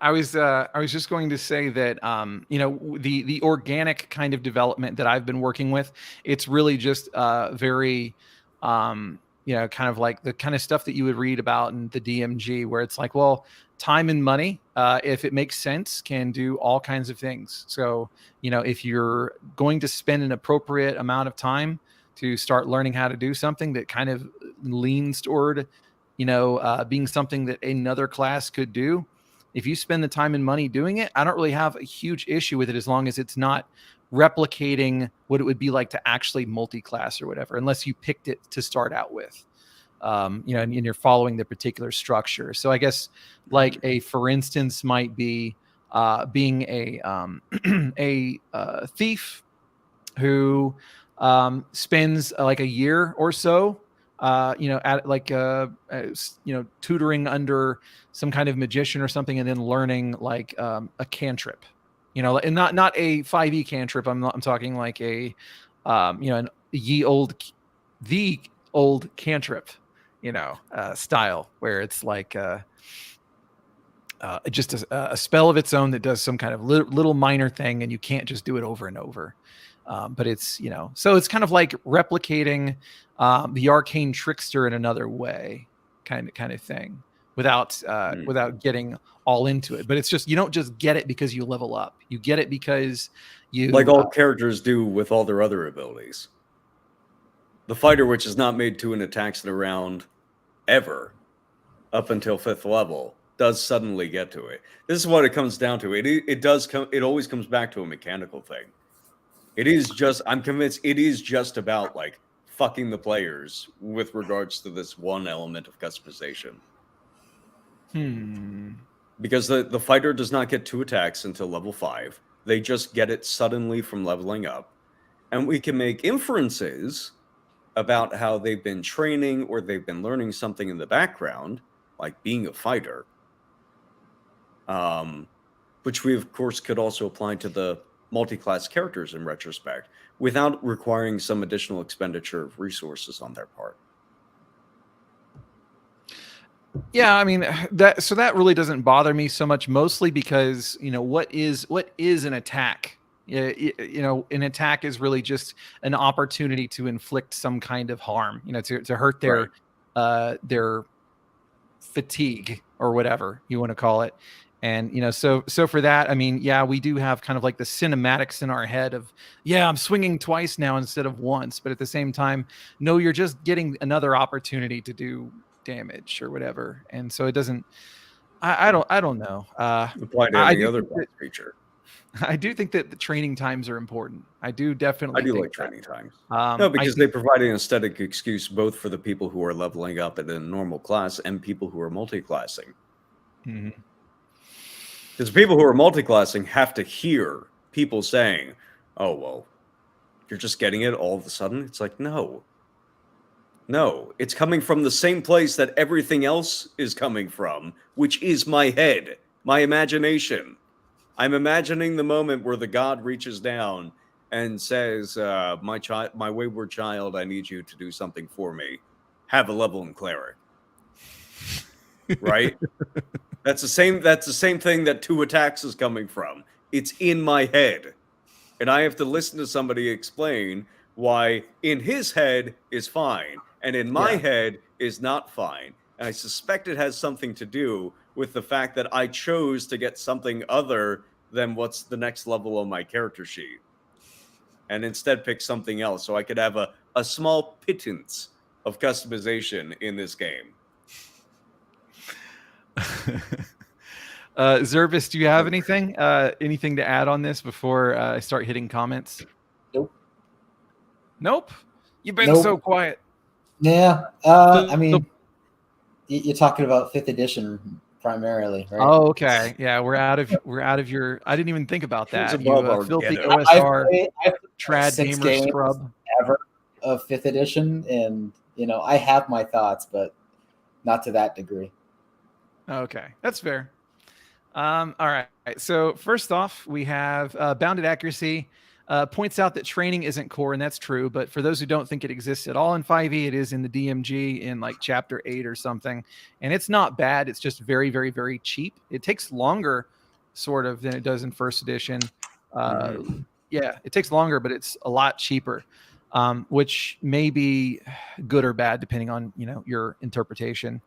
Everything is cheaper in 5th edition though compared to first edition because it has mechanical hooks into other elements of the game. Your characters aren't spending much money on anything to begin with, so having another thing to spend money on and spend some time with, that's generally pretty good. Hell yeah.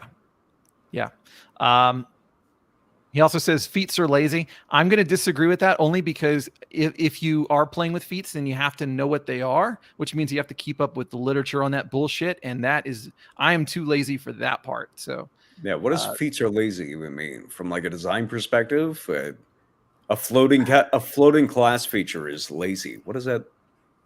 So if I had to, throw these things out.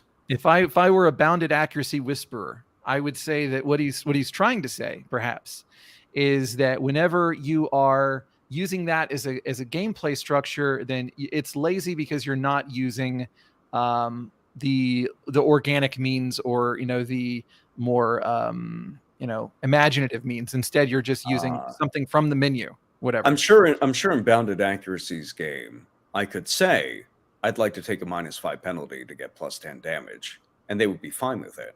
I'm sure I could do all the things and more, indeed, that are present in feats if I just asked to do it in those games. No. Maybe. Well, I mean, of course, I would not be permitted to go outside the mechanics in those ways, especially not ways that are, especially not, there's different classes, right? Like taking a knowable mechanical penalty for a knowable mechanical benefit. People are going to bristle at that a little bit more if somebody tries to improvise it. But no, people don't improvise in these games primarily because they have very little inspiration to improvise. And 2, they're not confident that the DM is going to let them do it to begin with or sufficiently well, right? I might imagine that I could, there's a chandelier hanging over that guy's head, and maybe I could try to use an attack on the chandelier instead of that, but maybe the DM's gonna give him a chance to escape, and the chance is gonna be too high. Or if he doesn't escape, then the damage is gonna be too low, or it's gonna take a lot of time, or the DM themselves might not be confident that they could do that properly, so they're just gonna say no, because they're worried about their special bad guy getting their special moment in combat. And why go through all of that when I could just roll a d20, hit, and roll damage? There's a lot of reasons why people don't improvise in games. Contrast that with 4th edition, which gives me a menu of items, not just base character powers, but they also introduced themes later in the game, which provided you with even more character abilities. And in those games, people improvised all the time, because they had a level of inspiration, because the things that they used to improvise, that people used to improvise, trip attacks, disarms, stuff like that, were presented in front of them. They said, aha, now that I know this game is serious a lot about letting me do things other than rolling a simple attack, I now feel more confident that I can improvise and it will be permitted. And people would go to the next level of improvisation. I mean, I know that there would be some that would say that that's not improvising. That's just using the structure that a lot of people don't even want to interact with. Not using the abilities that they gave you. Like they would use, like they would go to the next level with it. Like those abilities, much as basic attacks, movement, and stuff like that, were the platform from which you would say, I'd like to swing across the chandelier and kick the orc off the balcony, or I'd like to trip this guy in front of me. Oh, okay. That became the next, those new abilities became the next platform. I got a Displacer Beast at first level, and I was like, all right, well, he's got like tentacles. I want to climb up this landing, and there's a guard up there. I want him to grapple the guard with the tentacles. I want him to hang him over the edge. Mm-hmm. All right, so now the guard is going to be, and the DM is going to rule as an improvisation that the guard is suffocating And now we also have a convenient biological ladder with which to go up the stairs a different way and not encounter other guards. Right? That's an improvisation that's sort of, because improvisations are kind of inspired by what you have in front of you in the mechanics. And there's a lot of components of it, like player confidence that the improvisation is going to go reasonably well is one of the biggest roadblocks to them doing it. But nobody ever talks about it. It's just like, well, if we have feats in the game, then nobody improvises. If we don't have feats in the game, obviously everybody improvises. They don't. Yeah, that's true, and that's there's a comment coming up that kind of goes into that. I'm gonna go kind of fast through some of them ish. So Bill Allen says, side note, I find it difficult to infer meaning from James. His poker face is amazing. I cannot tell when he's being serious and when he's being sarcastic. Me neither half the time. Let's see. I often Alex say things which are true and both funny. A lot of funny things are true things. Let's see. Alex says, honestly, half the classes in 5e don't gain much from feats. I've been playing a wizard in a fairly long-running 5e game, and I've reached the point where I don't know what to spend my ability score improvement on. Yeah. That does end up the case, because whenever you think about things that are oriented toward that, it's like, well, ritual caster, I'm already a ritual caster. I guess I could get a ritual caster for, like another class. Maybe that'd be, I don't know, but you might be able to get like something. Yeah, wizard. The class spread is not even. It's almost like the feats are in the game to basically pad up the martial classes. Because I feel like the martial classes get the most benefits from feats, and for spellcasters, barely any support in there. And the most opportunity. Yeah, because rogues and fighters get more feats than all the other classes do. That's another good point. Yeah, you'll never hear me say that they're well designed in 5th edition. All right. Hidden Space. He says, when feats don't exist, you can try anything. So you can try anything even when feats do exist, but you need to make sure that the feats are designed well. So we talked about sharpshooter, for instance. If you're going to have something like that, kind of like James was saying, why not just make it where anybody can try that? But they're going to be less capable of doing it than somebody who actually has a feat in it. As a feat, you can only ignore half cover, or you can only go up to a 5 in damage. The feats are generally meant to demonstrate competence in a specific thing. So if somebody is improvising it, surely a good DM could think of a way to find a middle ground between somebody who is not necessarily competent in it, but is making a good faith effort to be decent at it at the moment. Making rulings over rules. Mm-hmm. Strangely, their ability to make rulings over rules apparently disappears if feats are not in the game. And like we've already discussed, like people do not suddenly start improvising just because feats are not in the game. Yeah, that's true. That's just more of a. I agree with you. It's more of a player DM understanding that will be appreciated or utilized in some way, and you're not just wasting your spinning of the wheels. Which is often diminished in games where they take the feats away, because you're telling me you don't want me to. What's the biggest point of feats? Getting actions that come outside the core loadout that most classes get. All right, so you don't want me to have those. What am I expecting if I ask, can I do this action that falls outside the core loadout? Can I improvise this action outside the core loadout? At the very least, and the other thing, I had an excuse, which was that I have a feat on my character sheet that says I can do it. Now I don't even have that. Why would I believe that you're going to let me do it? I mean, I would also say that the fact that there are DMs that don't really have the capability to understand what feats are like such that it's easy to incorporate them, in a way that anybody can attempt, but only this person is going to be especially good at. I think that it takes a better touch than some people are comfortable with, and for some of them, they're just like, no, let's just stick to the rules. So I feel like it's a both sides thing there, but I don't. Let's be fair to the DM. They don't want to have to deal with I mean, they don't want to have to deal with improvisation anyways, but they especially don't want to have to deal with figuring out what a lesser version of sharpshooter is going to be.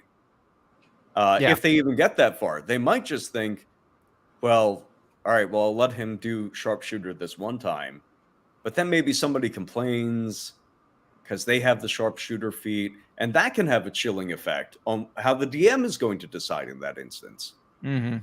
Yeah, no, absolutely. Both sides of the table are victimized by this.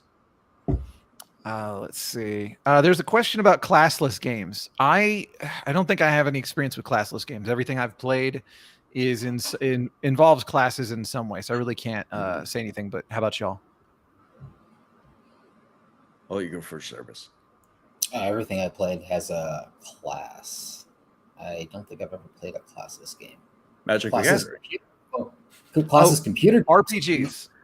Smart RPGs, no. Other games, yes. Like that's a common thing to do in computer games, right? Is you just kind of build like your magic skill, and you're not really a wizard, but you build it up. But in RPGs, no, everything's had a class. I always view Magic the Gathering as being an RPG. I'm always imagining what's going on at the table. Well, technically in Magic, you're dueling. You're having a wizard duel. Mm-hmm. So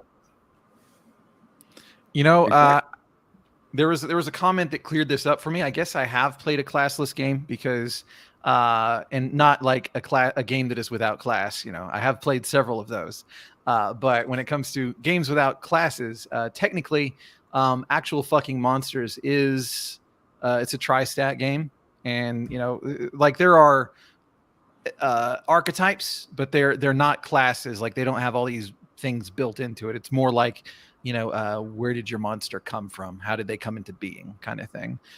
So I guess technically I did that. Let's see what else we got.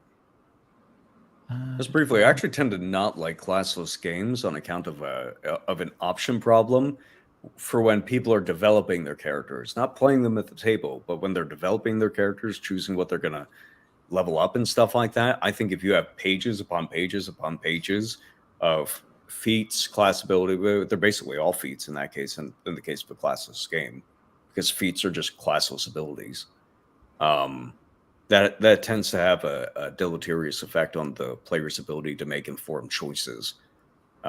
So I like using classes as guideposts at the very least. Lords of Brachus was, of course, a half classless game, and was basically designed so that like the classes would determine starting loadout and starting prerequisites and stuff like that, and would influence the majority of the choices that you would make. You were still able to go off the reservation into the other classless elements, but you would not be exposed to the entirety of all available features and abilities that you could imagine at the time. And that followed through with the card-based version. So believe it or not, despite being a new schooler, I actually tend to not like them. There's probably a separation, though, right? Because James kind of brought something up that made me think a little bit more about it, is that my impression of classless games are those super rules light games. Those con games, those ones that come out in a trifold pamphlet, those, easy D6, those games that don't actually have classes. And it's not the fact that they don't have classes that turns me off, it's the rest of the game. So right, they don't have anything. Yeah, it's just make it up as you go, right? Right. Or the abilities come from like equipment. Right. So that's a pretty common thing. Yeah, they're in different categories there. And to I guess put perspective on it, is that I'm not a one-shot player. I'm not a con game player. I don't play in a whole lot of, this is going to be over as soon as the session's over kind of games. I play in campaigns. So if I'm playing in a campaign, like rules light stuff and classes stuff tend to cause more of a disservice, I would think.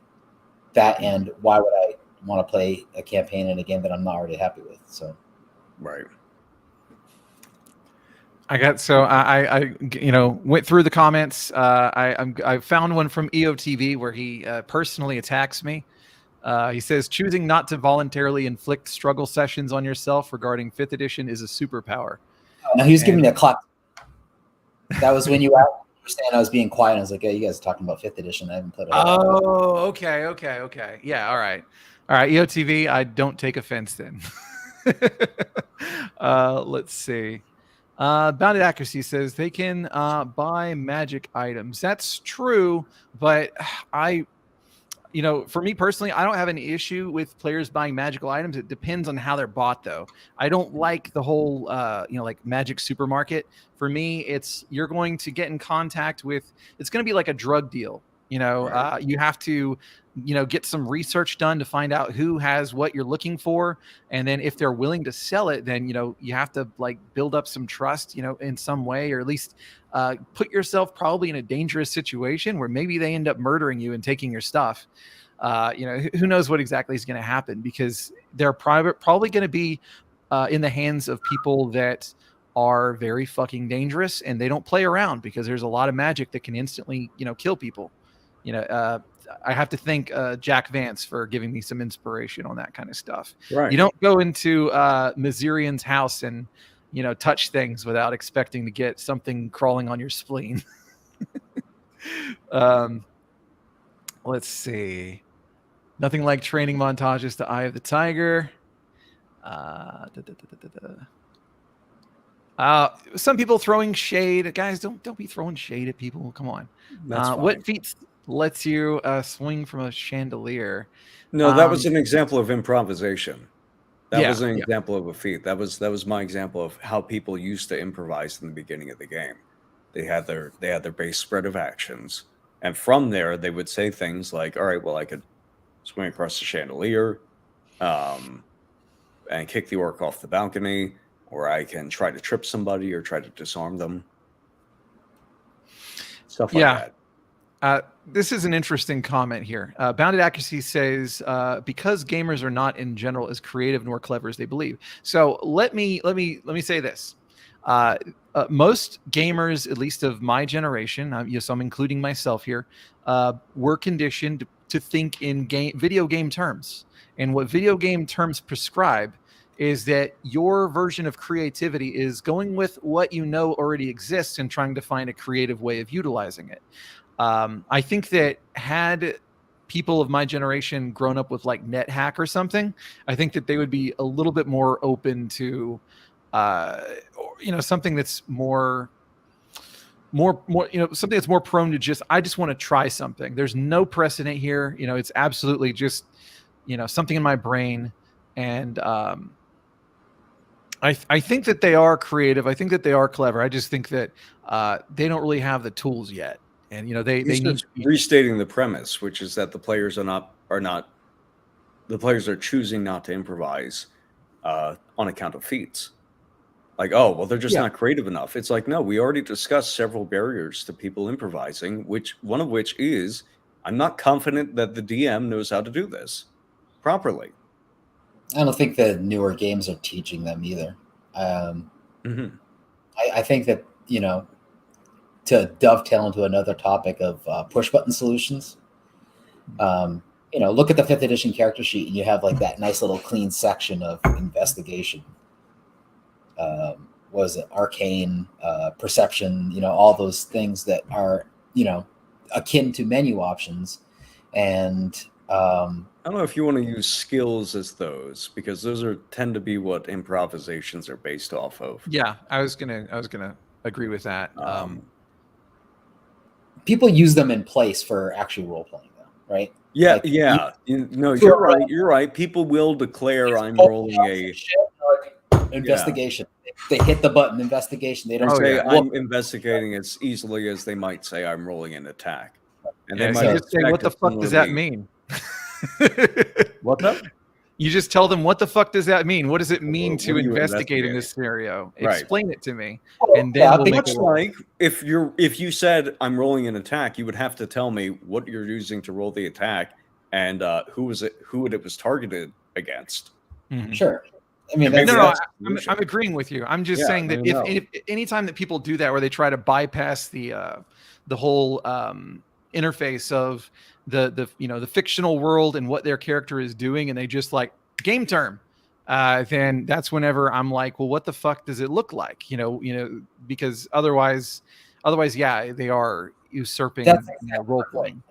That you're demonstrating GM competency, right? And I'm Mhm. saying that the newer books aren't really teaching that. No, they're not, because you would have to. It would be nice if the book specified, like, hey, much like when you roll an attack, you can't just say I'm attacking. You have to specify your target and your and what implement you're using to do that with. It's so because there's all these mechanical hooks which rely on you specifying that for the game to function properly. Similar with I almost said feats, with skills, you have to specify what you're investigating and how you're investigating it. Mm-hmm. And about it, right? They put some throwaway lines in the DMG about that, right? Like there's the one that nobody reads. Yeah, it should be in the player's handbook. It should be. Oh yeah, maybe it should be on the character sheet. Yeah, there's just not a lot of. There's definitely a culture that's going around about that's how you play D&D. Is that just an investigation check, a perception check my way through this. Well, it's interesting you mentioned that, because so the core action resolution is not detailed in 5th edition, but it was detailed in 4th edition, where they specified, the DM is you're going to declare a thing. The DM is going to decide whether there's any value rolling for it. I'm paraphrasing, but at this point, it's not even paraphrasing. I'm like secondhand from my memory, so apologies for anybody of on a certain spectrum of intellectual quality if I get this wrong. But you're going to declare a thing. The DM is going to determine whether there's a chance of meaningful success, whether there's a chance of failure, and thus like what you're going to roll, or if a roll needs to be made, if it's going to be of consequence. They're going to decide on DC and they're going to tell you to roll. And that trains players, I think, you could do better, right? But at the very least, there's a baseline of training players to expect how the game is going to function. At the very least, it tells you saying that you roll something is, one, skipping a step, so bad, don't do that. And two, is not the end of the process. Right? Yeah, I agree. Unless we already know exactly, all of the contextual stuff around it. There's only one target. I'm only using this weapon. Et cetera, et cetera, et cetera. I'm going to continue searching the chamber. And I'm really just spending time, and I'm willing to accept the random monster encounters or whatever. But otherwise, yeah, I definitely. I don't allow. Hey, I want to do a perception check. Well, what the fuck? What are you looking at? What are you trying to? Are you trying to listen in the distance or whatever?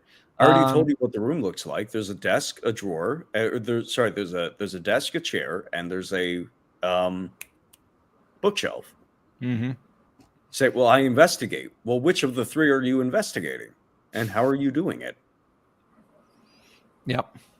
Although there may be some times if we're really trying to get things moving, where I might just be like, okay, you spend 5 minutes checking all three of those, and right. Well, in cases where and that's another judgment call on your end, where you say, all right, well, now the combat, you're determining that the consequences are lessened because, for instance, maybe the dungeon's already been cleared out. Yeah. So the players aren't really under threat. And so they could check the entire room without there being any particular penalties to it, right? And you're comfortable with them having that knowledge. Oh yeah, I'm speed things along. I've had sessions where a dungeon is clear, and then I was too stubborn to tell them, and we spent way too long, them being cautious and all that kind of stuff. And so basically, I'm at a point nowadays where I'm like, y'all cleared this, so y'all can move on, or if there's something y'all want to do here, then that's fine. To me, it's like if we need to maximize the time that we have. Somebody was talking about running 8 to 11 hour games, and that sounds really cool, but I can't do it. So, got to maximize that shit. Mm-hmm. I only have like 4 minutes before I need to go to the gym, and I got some furniture I got to move. So real quick, some comments. Oh shit! I hate Windows sometimes. It's like I'm gonna pop something up in the exact position where you need to be looking. I hate Windows. So I mean, it's better than the alternative, probably. Probably. Hidden spaces says, I mean, you run Featless and try anything, you're better or worse based off of your stats and equipment. It just feels like extra steps and creates division between those with and without. But at the end of the day, the best part about RPGs is you can play your way. I can play mine, and if we're having fun, that's all that matters. I mean, I hate platitudes, and I'm not being like hateful. I don't disagree with you, but you know, we're just talking about what we prefer. You know, so and sometimes and the right way to play. I was about to say, and sometimes we can get a little hyperbolic about it, and sometimes we actually mean it. But at least in my case, I don't really give a shit how you do anything as long as your players are having a good time. Just make sure that that's the case, because players will soak up a lot of punishment just so that they can spend time with people that they like, or get the opportunity to maybe have a moment of good gameplay, even if that's within the context of 3 hours and 59 minutes of bad gameplay. I've definitely seen a lot of that.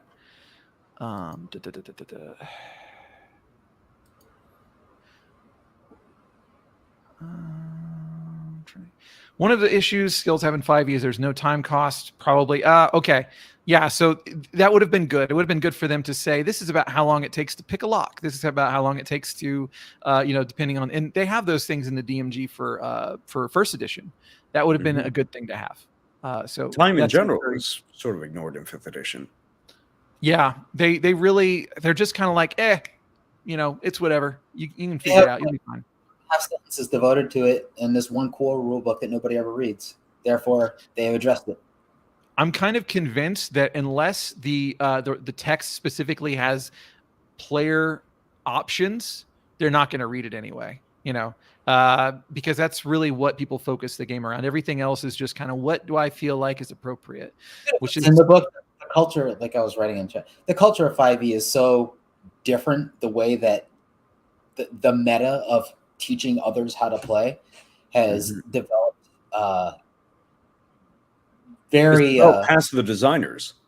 It's grown past the designers. The supported content that they put out on it, the popularization of the people that are playing it. It's not the game's fault that people don't read. Presentation is part of design, and everybody who is not a fucking idiot knows this.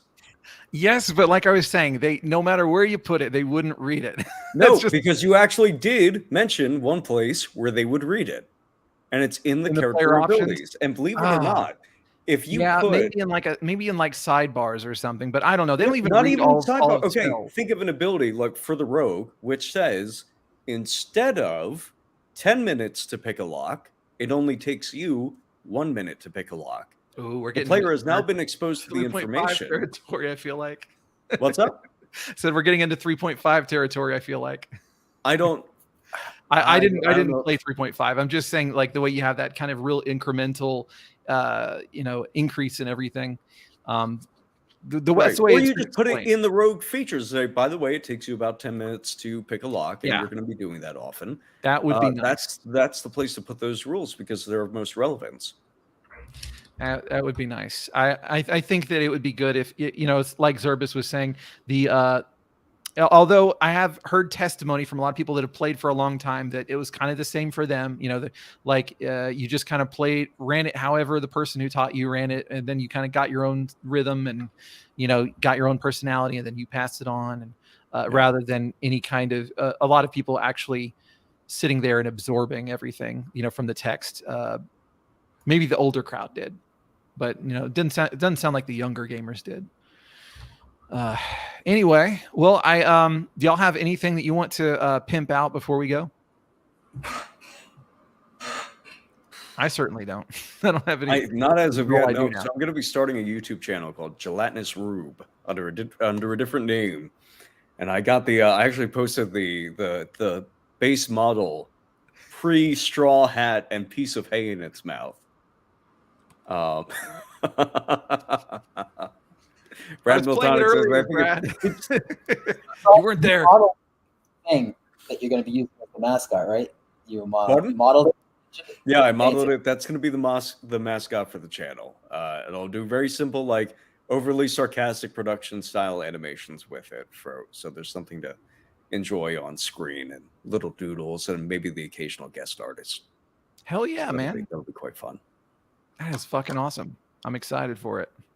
Yeah, bounded accuracy can harass me. No, bounded accuracy. I'm probably going to be in Aaron's chat today, so if you want to get on voice and get shit on and have everything that you've ever loved and held dear to you shredded in your mind's eye, come to the Discord. You could meet me in the town hall at noon. What time is it? At noon Hawaiian time. I don't think that you're an idiot, bounded accuracy, and he does. God, but he's a very nice person. He's very nice. You being an idiot has no impact on his interpretation of your value as a person. Brad says, actually, James is really into being shit on. I had to block him on TikTok. He says that because I ignored all the all the homoerotic messages he was sending me. I was wondering where those went. Maybe I didn't reciprocate enough. I was wondering why he started sending those to me. Oh shit. All right. So Zherbus, you got anything? Oh, I mean, you got your module thing that you're working on. So yeah. So that won't. I don't know if that's going to go to Prince's contest or not. I might just put it out for free. I'm ready, Brad. I'm ready. Comment section's getting lit right now. Yeah, so y'all keep your eyes peeled for what Zherbus is gonna have coming out. I'm sure that's gonna be cool stuff. Are you gonna go back and think you're gonna do any more work on your asylum? Yeah, eventually. I don't want to commit to part of me wants to try and get it out before Halloween, but at the same time, another part of me is like, I don't want that to get in the way of everything else I'm wanting to do right now. So yeah, my place looks entirely different now just from all the cleaning and shit I've been doing. It's pretty fucking crazy. And doing the working out and all that. So yep. But short answer, yes, I just don't know when. So thank you guys for joining, for being awesome, for making the stream a lot of fun. And chat, I apologize. Next time I'm going to tell everybody to get a splatter guard because James is going to be bashing skulls in front of us apparently, and I can't really do anything to restrain him besides kick him out of here. And I'm too much of a free speech absolutist to commit to it, and I like him too damn much. But bounded accuracy, you're not stupid. I love you, man. All right, so thank y'all for joining. Hope y'all have a fantastic beginning of your week. So maybe we'll do this again sometime. All right, take it easy. Peace. Don't take any wooden nickels.